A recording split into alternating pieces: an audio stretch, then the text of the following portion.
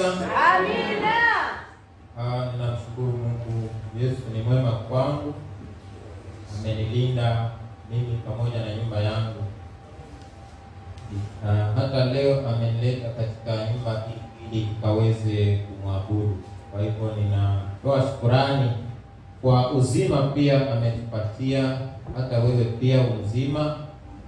Na tunasema tu ni asante, maana kazi hii inafanywa na yeye. Tumsifu Yesu. Hatutaweza kupoteza mengi tukiwa katika hiyo hali.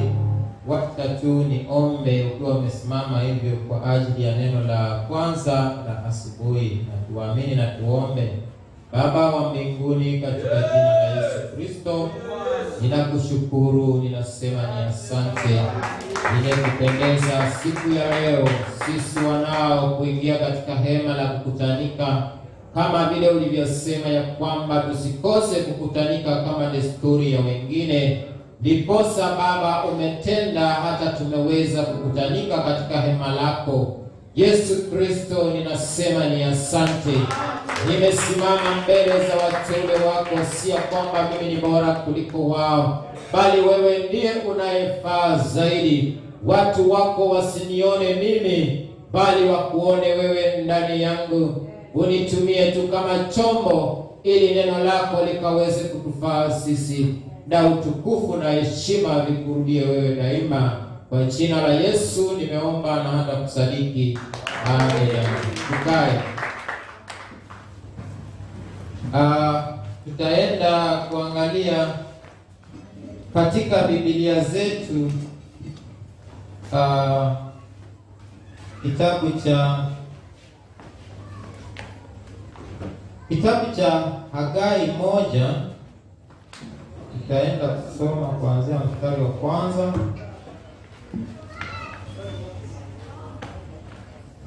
mpaka 11 ili tutafikia hapo. Kitabu ni Hagai 1:1 hadi 11.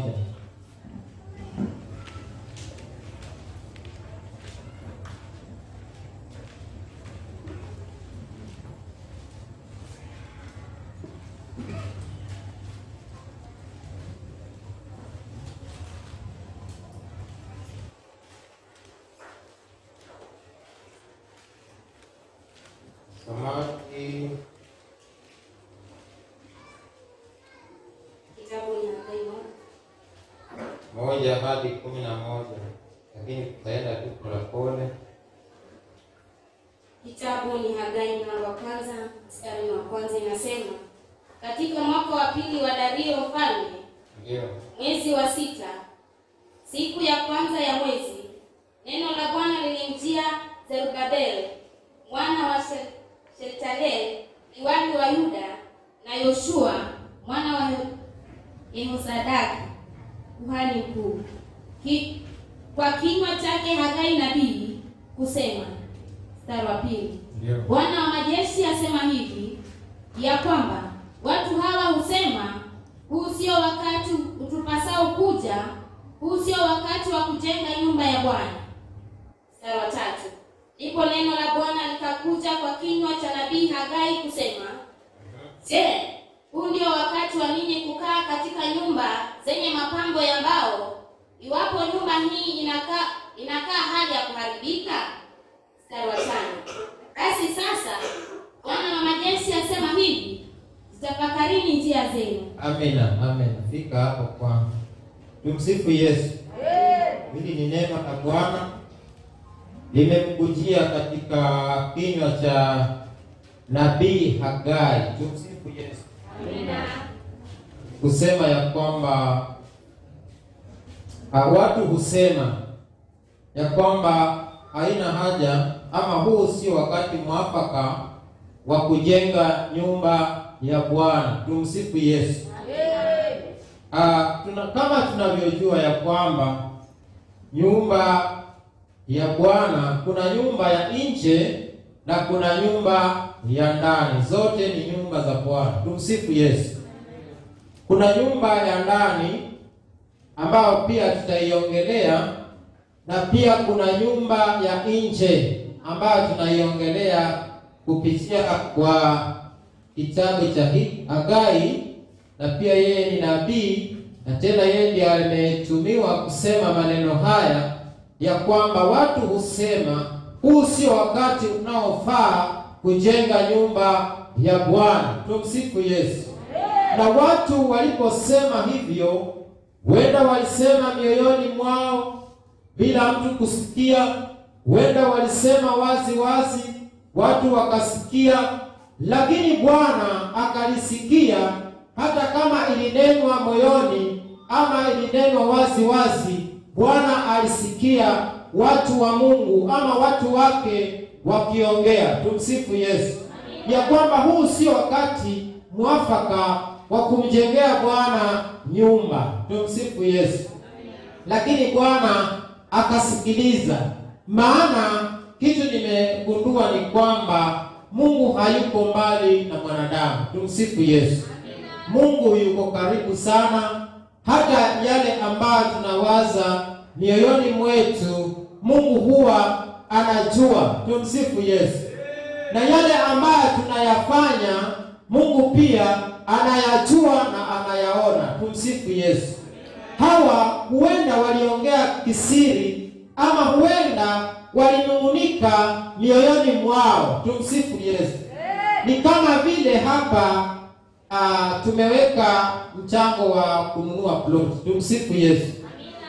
Na pia nimesikia hata mimi watu wakisema ya kwamba michango mingi katika makusanyiko inafukuza watu. Tumsifu Yesu.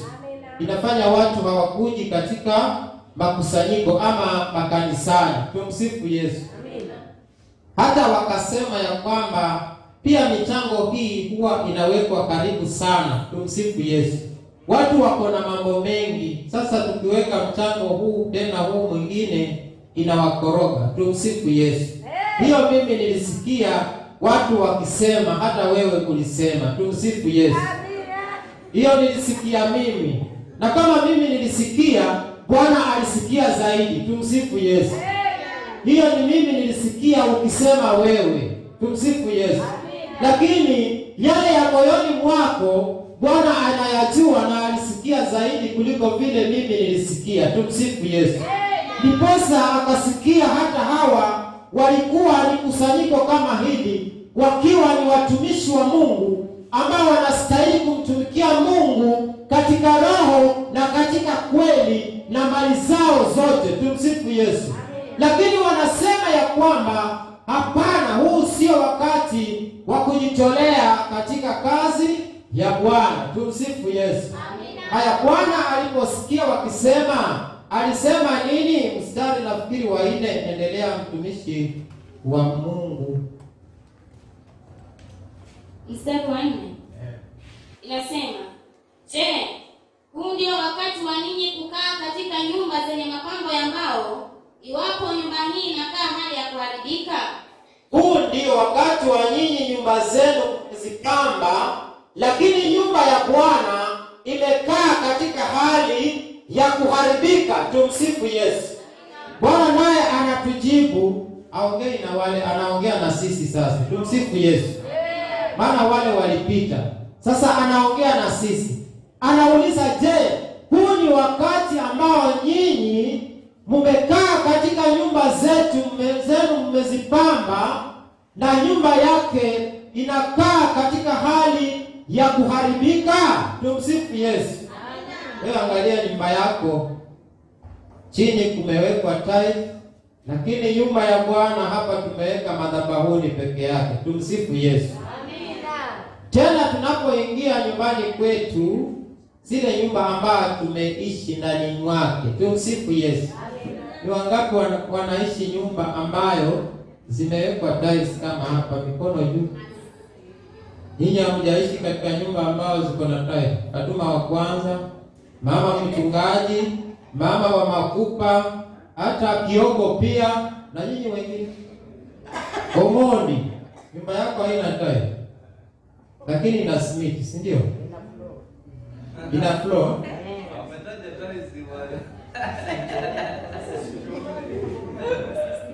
Okay. Hata kama ina floor, umeweka carpet, si kweli? Ndio. Angalia, tunapoingia katika nyumba zetu zingine za kukodisha ama ni nyumba zetu tumejenga wenyewe, nikipata umeweka carpet nzuri na floor iko vizuri pia ama ina tile, viatu na viwacha kule, tumsifu Yesu. Amen. Kwa sababu gani? Sitaki nichafue nyumba yako. Tumsifu Yesu. Tuna heshima. Lakini nyumba ya Bwana tayari tumeziweka madhabahuni peke yake, huko kwingine ni rafu. Tumsifu Yesu. Amen. Bwana anatuona. Tumsifu Yesu. Nimesema hivyo kwa sababu nimesimamia hiyo sehemu. Tumsifu Yesu. Bwana anatuona vizuri sana. Tumsifu Yesu. Anauliza, huu ndio wakati wa nyinyi kukaa katika nyumba zenu ambao mmezipamba, wakati nyumba ya Bwana imekaa katika hali ya kuharibika? Tumsifu Yesu. Endelea mtumishi wa Yesu. Mstari wa 5 inasema, ndio. Basi sasa Bwana wa majeshi asema hivi, tafakarini njia zenu. Tusitafakari njia zetu. Endelea. 6. Ndio. Mmepanda mbegu nyingi mkavuna kidogo. Tumefanya kazi ya mikono lakini pesa tunapewa kidogo. Tumsifu Yesu. Amina. Hata ukiomba promotion hutapewa. Kwa sababu gani?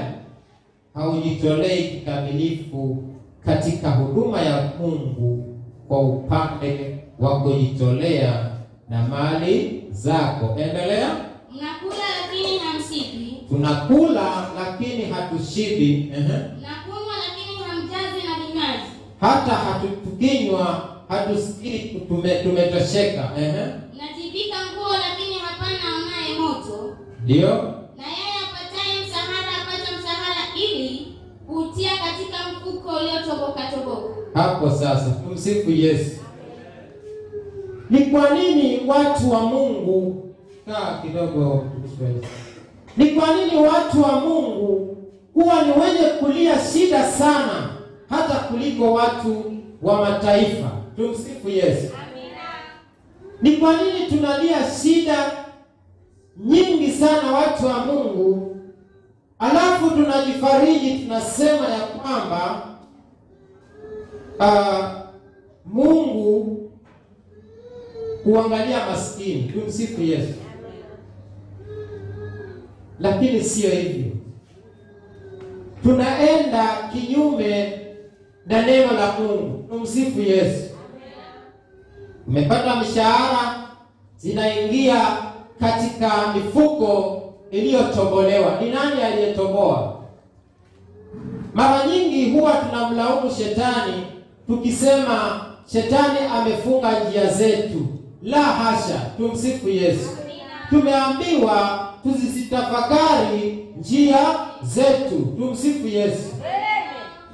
Ukiona matatizo imezidi katika nyumba yako, tafakari sana njia zako. Kuna mahali umeenda kombo, haukuenda sawa na neno la Bwana. Tumsifu Yesu. Amina.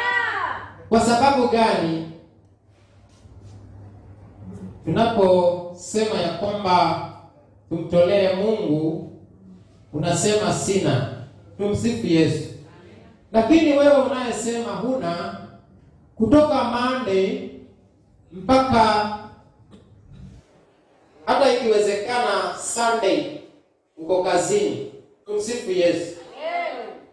Kazini unatafuta ili upate. Tumsifu Yesu. Lakini tukitangaza mchakato hapa, baada ya miezi 3-4 wewe unasema huna. Tumsifu Yesu. Lakini uko kazini. Ni kwa sababu gani? Bwana amezitoboa mifuko zako. Tumsifu Yesu. Tajiri atakudhulumu, hata ukipewa hiyo mshahara itakopwa, na yule anayekopa asikulipe. Tumsifu Yesu. Pia tamaa itakuingia uende kwa vyama ukope pesa nyingine uwe nazo nyingi, kisha ushindwe kulipa, zije zichukuliwe ndugu zako. Tumsifu Yesu. Mifuko imetoboka. Tumsifu Yesu. Naye Bwana anasema nini? Watu wa Mungu wanabarikiwa wanaokwenda katika sheria yake, kuwa anawabariki. Tena anasema ya kwamba wao hawatakuwa ni watu wenye kukopa, bali watakuwa wenye kukopesha. Ni kwa nini unakopa? Na watu hata credit ya shilingi 10 inakopwa. Simu zenu zinadaiwa. Leo niko na nyinyi.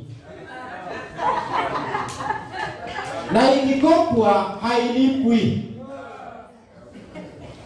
Na hata ukitaka kutumiwa pesa, unasema usinitumie na ile namba. Tumsifu Yesu. Wacha nikupatie nyingine. Ni kwa sababu gani? Kwa sababu ulikopa kwa M-Pesa, inaitwa fuliza, si kweli? Lakini sasa baada ya kukopa hulipi tena. Tumsifu Yesu. Ni heri utumiwe kwa namba ya jirani kuliko ile namba yako. Ni kwa sababu gani? Kwa sababu ya kuacha nyumba ya Bwana katika hali ya kuharibika. Tumsifu Yesu. Ndio Bwana anatoboa mifugo zetu, alafu tunasema ya kwamba sisi vya dunia hatuna haja nazo, lakini vya mbinguni tunaenda. Sasa ukiwa maskini hapa, hata Mungu hapendi mtu maskini. Tumsifu Yesu. Kuna mtumishi mmoja alikufa akimtumikia Mungu, na alikuwa na madeni mengi sana. Tumsifu Yesu. Na akafa kabla hajalipa madeni yake. Yule mwenye alikuwa anamdai alikuja kwa yule mjane, akamwambia, kwa vile bwana wako amekufa, mimi nachukua watoto wako waende walipe deni la bwana wako. Tumsifu Yesu. Ilibidi Mungu aingilie kati. Je, unataka kufa katika madeni? Tumsifu Yesu. Tena tukifa katika madeni, watoto wetu waje wayalipe? Tumsifu Yesu. Tutafakarini njia zetu. Tumsifu Yesu. Maana utaenda kazi kutoka Januari mpaka Disemba na hautaona manufaa ya hiyo kazi. Tumsifu Yesu. Kwa sababu ya kuacha nyumba ya Bwana katika hali ya kuharibika. Tumsifu Yesu. Hilo neno ni letu, si la wale, ni la hapa. Tumsifu Yesu. Endelea mtumishi wa Yesu. Mstari 7 inasema, ndio, Bwana wa majeshi asema hivi. Asema nini? Tafakarini njia zetu. Tusitafakari njia zetu. Mstari 8. Ndio. Pandeni mlimani. Tukapande milimani sasa. Tulete miti. Tuijenge nyumba ya Bwana. Nami nitaifurahia. Naye Bwana ataifurahia. Tumsifu Yesu. Tuende tutafute kule tunakotafuta, tukishapata tulete katika nyumba ya Bwana, tumjengee nyumba ya Bwana ikae katika hali nzuri, naye Bwana atafurahia. Tumsifu Yesu. Bwana akifurahia, ni nani atalia shida hapa? Ni nani atasema hana? Wote Bwana atawabariki. Tumsifu Yesu. Amina. Lakini tunafanya kazi ya Mungu kwa unyonge. Tumsifu Yesu. Bwana hafurahii hili jambo, ndiposa ameleta neno hili, na ujumbe huu unaendelea, maana walionitangulia walikwisha kuhubiri tayari. Tumsifu Yesu. Kwa hivyo shida za kukaukiwa na shida za kukosa pesa si shetani. Tumsifu Yesu. Ni Bwana mwenyewe ndiye anakausha mifugo yetu ama anatoboa. Tumsifu Yesu. Lakini sisi wa Mungu tunabarikiwa na Mungu, na pia tukitaka Mungu atufukarishe pia atafanya hivyo. Tumsifu Yesu. Lakini tukatende kazi ya Mungu ili Bwana atunawirishe. Tumsifu Yesu. Mungu ni Mungu wa baraka. Tumsifu Yesu. Endelea mtumishi wa Yesu. Mstari wa 9 inasema, ndio, tulitazamia vingi, kumbe vikatokea vichache.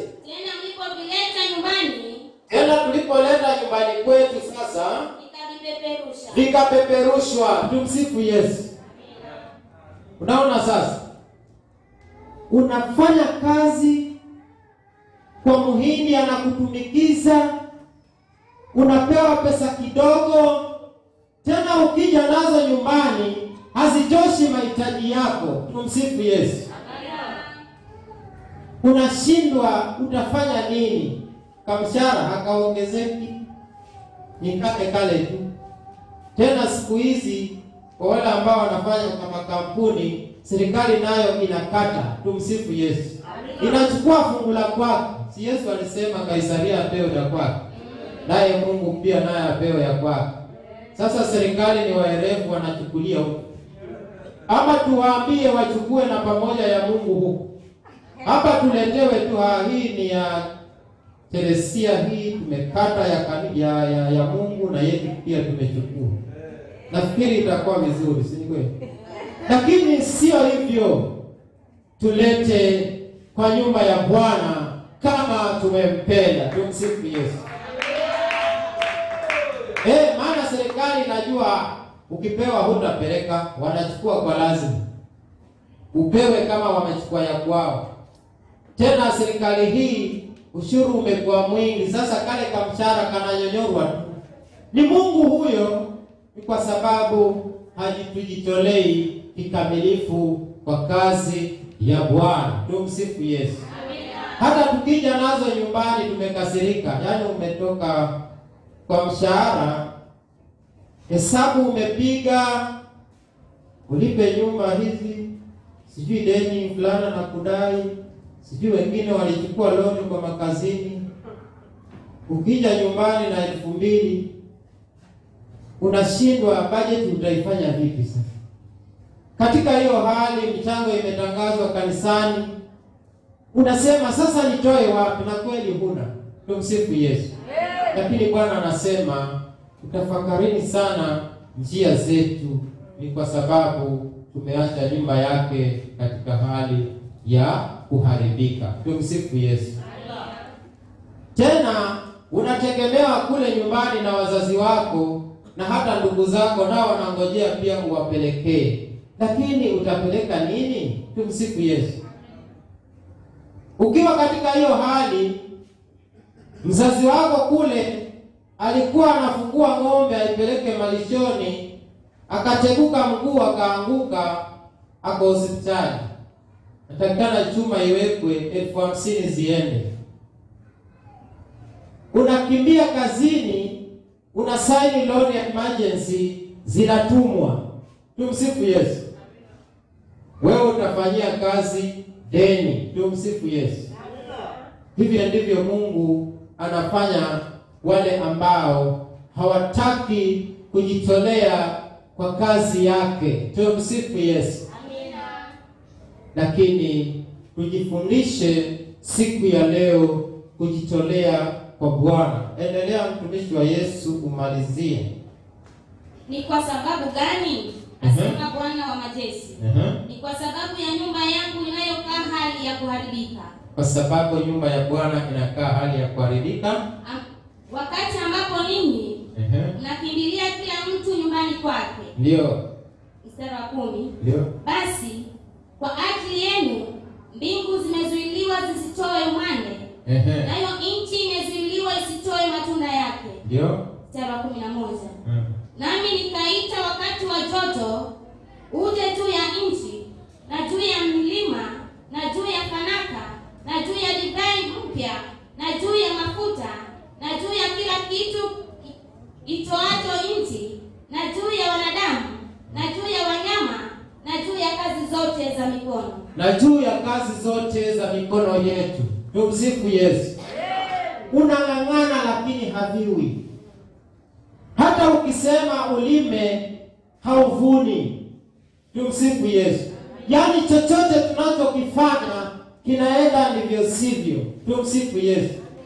Hapo shetani hayuko. Tumsifu Yesu.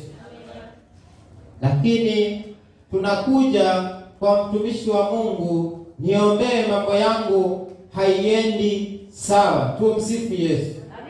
Ni sawa, mtumishi wa Mungu ataomba ambaye ni pastor, lakini kama Bwana mwenyewe ndiye anafanya hayo na huyo Bwana ndiye anayeombwa, je, atajibu? Swali kwako. Tumsifu Yesu.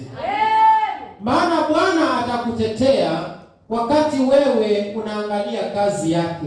Lakini usipoangalia kazi yake, basi Bwana ataanza kukupiga vita wewe. Tumsifu Yesu. Hata si shetani. Tumsifu Yesu. Amen. Lakini tunasema mambo yangu shetani amekwamisha. La hasha. Ni njia zako ndio zimeenda kombo na Mungu wako, ndiposa hayo yote Bwana ameyaleta. Utafanya kazi na hautaona maana yake. Kila chochote utakachokifanya kitakuwa ni balaa tupu. Tumsifu Yesu. Kwa sababu ya kuacha kazi ya Bwana katika hali ya kuharibika. Tumsifu Yesu. Amina. Twende katika kitabu cha Isaya 66. Ujumbe ni huo huo tu. Hayo tumeongea mambo ya kufanya kazi ya Mungu. Isaya 66:1 kuanzia 1 kuna kwa ujumbe hapo pia.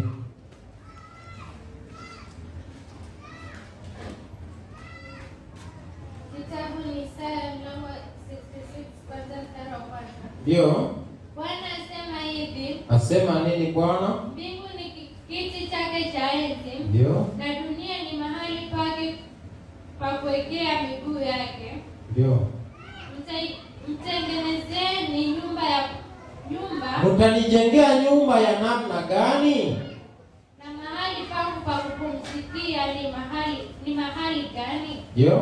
Mstari wa 2. Ndio. Maana mkono wangu ndio uliofanya hivi vyote. Ndio. Vitu hivi vyote vitapata kutokea, asema Bwana. Lakini mtu huyu ndiye nitakaye mwangalia. Ndio. Mtu aliye mnyonge, mwenye roho iliyopondeka, atetemekaye asikiapo neno langu. Amina. Tumsifu Yesu. Isaya naye, Mungu ni kigeugeu. Huku ametuambia tukati tupande milimani, tukakate miti, tuje tumjengee nyumba yake. Hapa anasema, mnanijengea nyumba ya namna gani? Ikiwa mimi ndivyo nilivifanya vitu hivi vyote vikatokea. Tumsifu Yesu. Je, Mungu ni kigeugeu? La hasha. Tumsifu Yesu. Amina. Mungu anatukuzwa nje na ndani. Tumsifu Yesu. Mungu anaangalia mazingira. Tumsifu Yesu. Mazingira ya nje na mazingira ya ndani ni yawe safi. Tumsifu Yesu. Hapa tunaongea sasa mambo ya ndani, nyumba ya ndani ambayo ni roho yako. Tumsifu Yesu. Maana hauwezi kuwa na roho chafu alafu uje kumjengea nyumba Bwana. Tumsifu Yesu. Kuna mtu mmoja kule nchi ya Amerika kule, ni wasomi, sijui ni South America ama ni wapi. Colombia iko upande gani? Kioko nyinyi mmetoka South America. Kuna mtu mmoja kule hiyo nchi ya Colombia,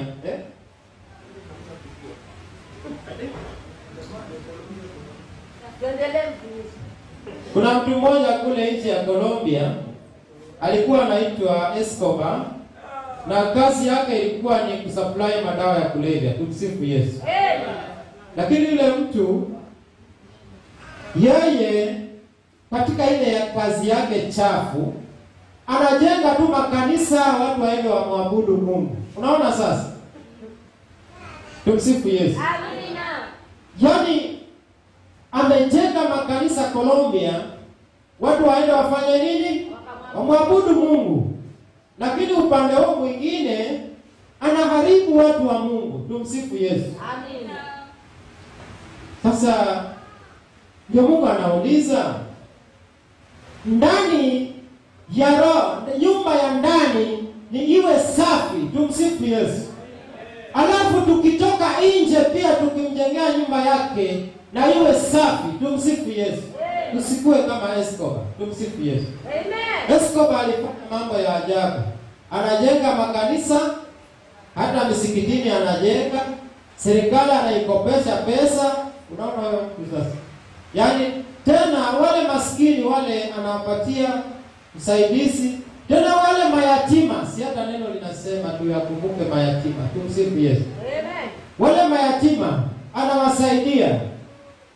Sasa alipokufa, unajua anaweza kuingia sisi tukabaki. Tumsifu Yesu. Sababu ikiwa Mungu atapima mazuri aliyofanya na mabaya, si ataamua mwenyewe kama atamsamehe. Alikufa lakini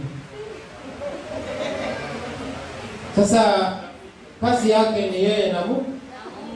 Huenda tutaenda huko tumpate hata aliingia, ama tuende sisi tusiingie, yeye aliingia. Tumsifu Yesu. Kwa sababu gani? Alijenga makanisa, alisaidia watu, lakini aliharibu watoto wa watu. Tumsifu Yesu. Nia yake kubwa ilikuwa ni kuharibu watoto wa matajiri. Hata yeye ni mtu ambaye alikuwa Amerika, United States of America hawataki kabisa hizo vitu. Lakini huyo mtu alikuwa anapenyesha madawa ya kulevya na ingia Amerika. Tumsifu Yesu.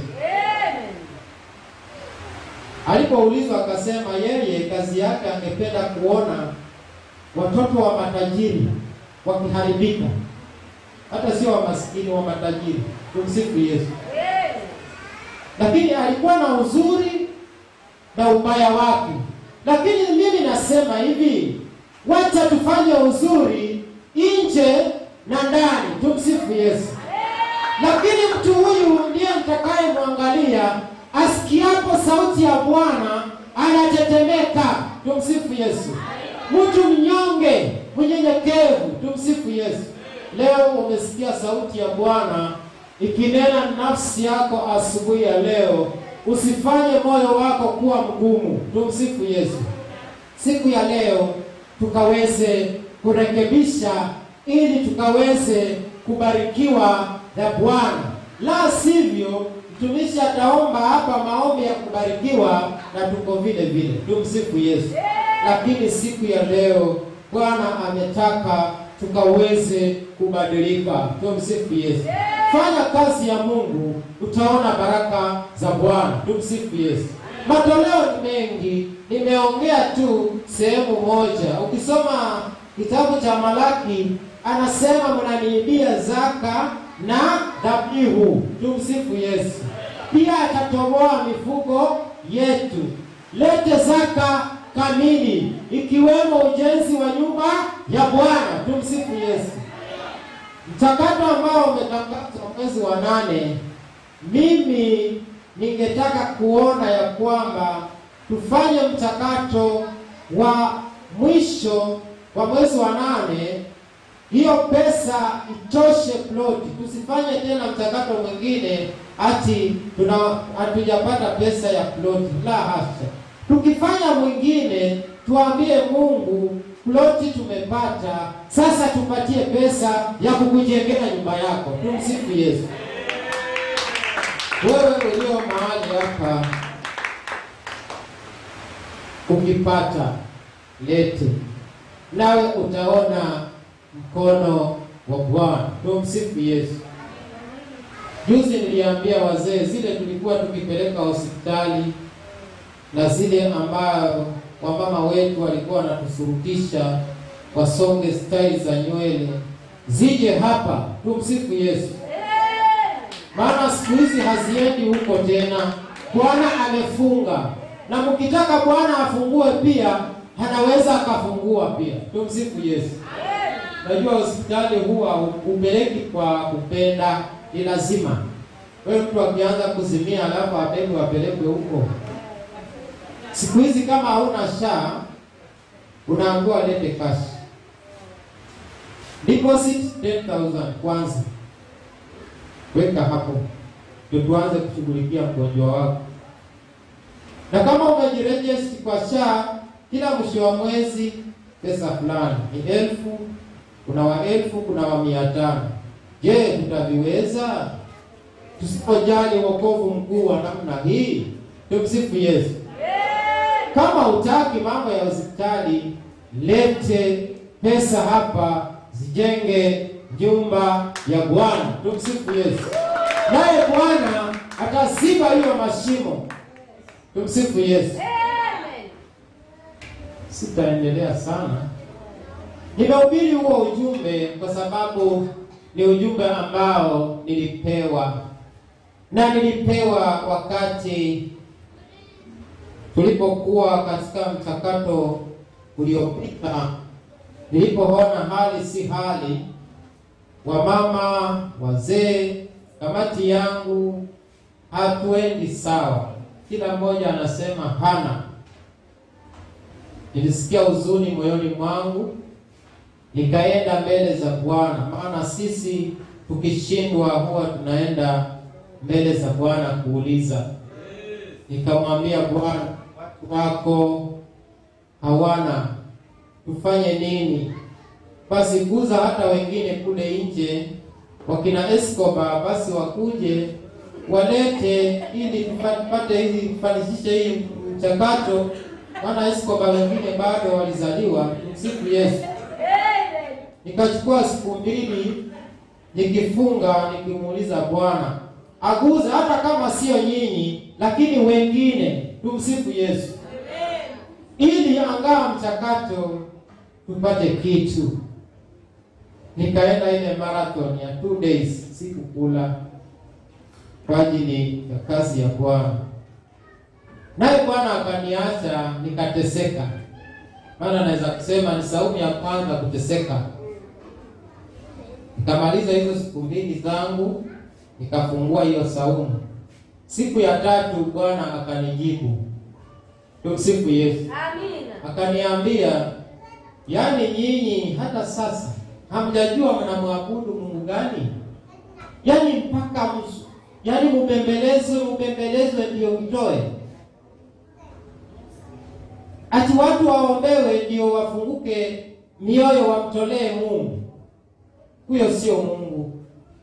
Huyo sio mimi ninayeabudiwa. Tumsifu Yesu. Sasa tufanyeje? Kaambiwa tufundisheni watu jinsi ya kumtolea Mungu. Na niko hapa siku ya leo kuleta ujumbe ambao nilipewa nikufundishe wewe umtolee Mungu uone baraka za Bwana. Tumsifu Yesu. Siku ya leo kama utabadilika, uanze kufanya kazi ya Mungu kwa bidii, hakika utaona mkono wa Bwana katika nyumba yako. Tumsifu Yesu. Amina. Kiangalia wa mama. Tena nikaulizwa, yaani Mungu mnayemwabudu, yaani ni Mungu wa kushindwa kabisa. Mlianza kuwekeana pesa ambayo mtatoa. Wamama wana kiwango yao, wazee wana kiwango yao, vijana, kamati yangu. Yaani kile kiwango mlianza nacho ndio hicho. Tena mnasema hamuna. Yaani hata haikiongezeki. Tumsifu Yesu. Badala yake mnarudi nyuma. Wamama wanatoa 200 badala ya 1000. Wazee wa 500 badala ya 2000. Kamati hata ndio kabisa tulishindwa na wazee na umbili. Tumsifu Yesu. Na sisi ndio tunakuanga washindi. Na tukiulizwa tunasema hali ngumu, uchumi mbaya, uchumi ni wa Ruto. Kwani pesa Mungu anapokupa Ruto yuko pale? Tutafakari njia zetu. Tumsifu Yesu. Ndiposa ujumbe huu nimeuleta kwenu mutafakari. Tumsifu Yesu.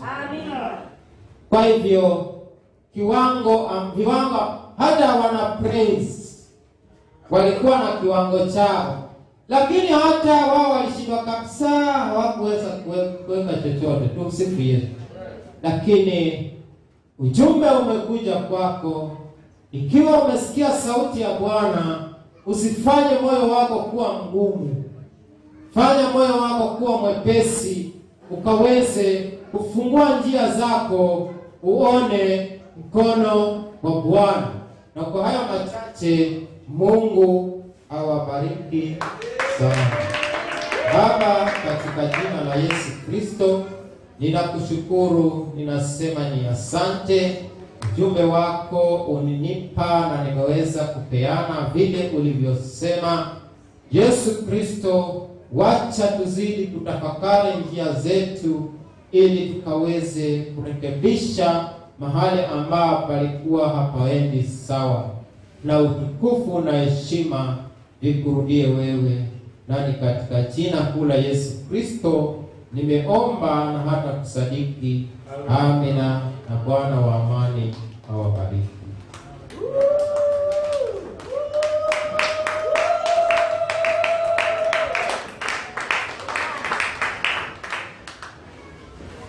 Ongezea Yesu Kristo makofi.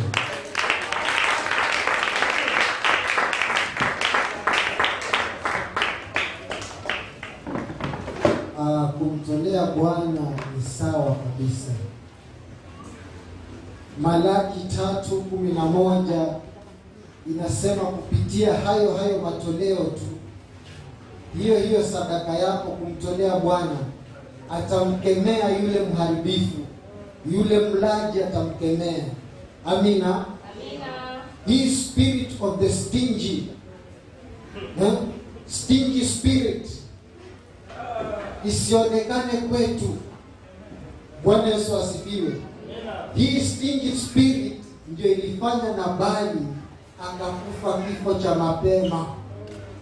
Bwana Yesu asifiwe. Usiwe mkono blue bwana. Ukiambiwa ni 2,000 toa 5. Si namna hiyo jamani. Ukiambiwa 1 toa 2. Si namna hiyo. Magari zitaingia hapa. Soon. Bwana Yesu asifiwe. Tujaribu kuwa wazingatifu kwa Bwana. First priority, God first. Amina. Mungu awe wa kwanza. Kama mshahara wako ni shilingi 10, toa 5 mtolee Bwana. Amina.